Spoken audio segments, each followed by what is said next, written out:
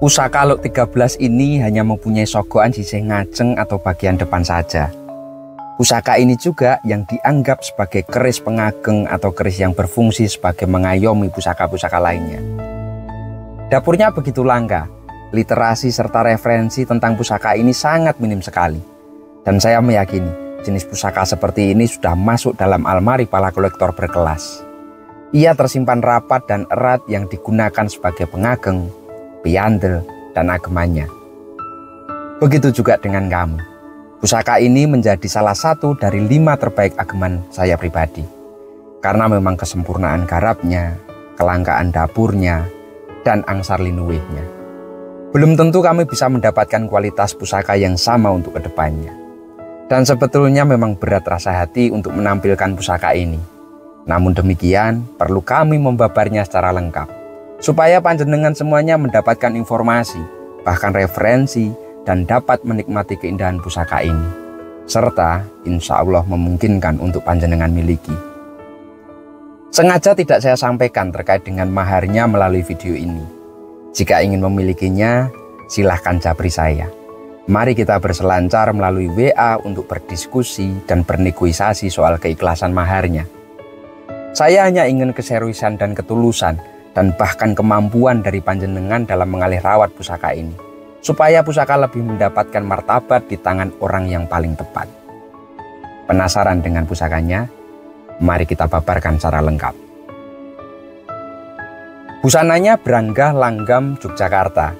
Bahan kayunya timoho motif belang sapi lawasan yang sudah kami muliakan oleh maestro Merangi dari Solo.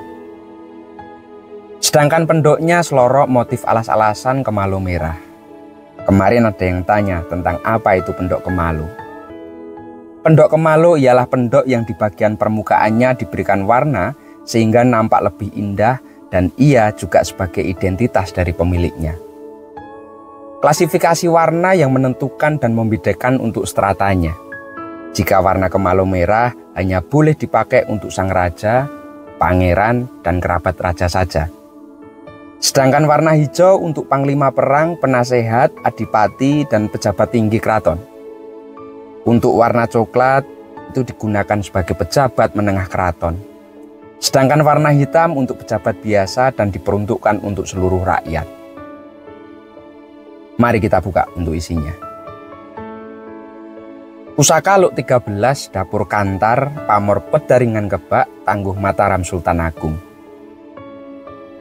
Dapur Kantar merupakan salah satu dapur keris Luk 13 yang sangat langka dan jarang dijumpai, apalagi dengan prejengan seperti ini. Rincian pada keris ini antara lain terdapat kembang kacang, gelung wayang yang masih sangat utuh. Berikut juga ada jalen, lambe gajahnya 1, terdapat pejetan yang tersambung pada sogokan depan. Ia mengikuti look yang begitu indah. Memang dapur Kantar ini mempunyai ciri khas demikian.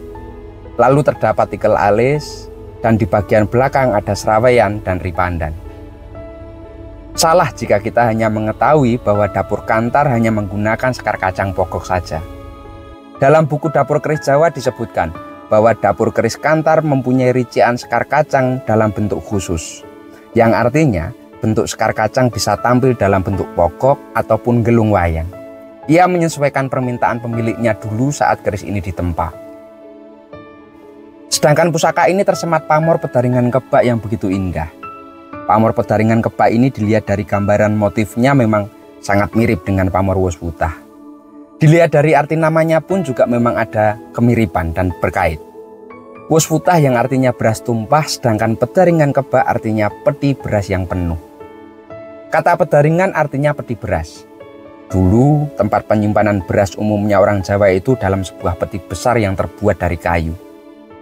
Pamor ini menempati hampir seluruh permukaan bilah, sehingga angsarnya bisa menenteramkan, memudahkan karir dalam pekerjaan, kerezekian yang penuh layaknya pedaringan kebak, dan juga sebagai tolak balak Sengkolo Sukerto yang ada di sekitar kita. Allahu a'lam.